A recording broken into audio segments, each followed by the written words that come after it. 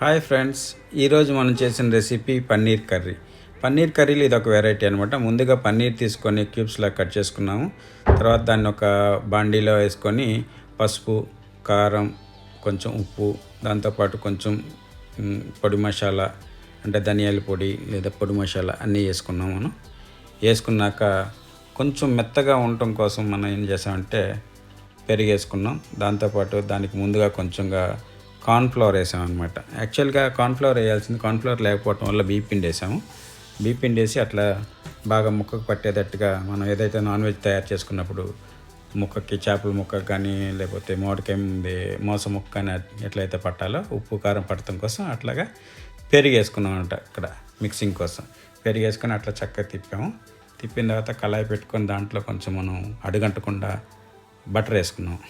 Butter వేసుకున్న తర్వాత ముందుగా కట్ చేసుకొని పెట్టుకున్న సిమ్లా మిర్చి, టమాటో, ఆనియన్ వేసుకొని కొంచెం సేపు అట్లా చక్కగా మగ్గనివ్వాలి. అంటే ముక్క మెత్తగా ఉండి ఉడకాలన్నమాట.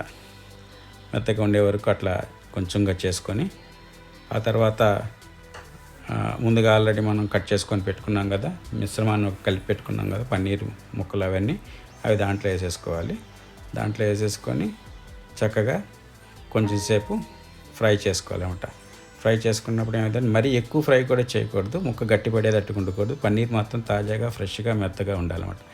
అయిపోయిన తర్వాత ఉప్పు కారం సరి చూసుకొని అట్లా కింద దించేసుకొని పల్లీలో చూడండి, మనం ఒక కప్పు రైసు, ఒక గరిట పాలకూర పప్పు, అట్లాగే అరటికాయ వేపుడు వేసుకొని ఇప్పుడు మనం ఫ్రెష్గా తయారు చేసుకున్న ఈ పన్నీర్ ముక్కని అట్లా అన్నంలో తీసుకొని ఇట్లా కలుపుకొని చక్కగా నోట్లో అట్లా ముద్ద పెట్టుకొని తింటే ఉంటుందండి. వావ్, అలాగ ఉంటుందన్నమాట.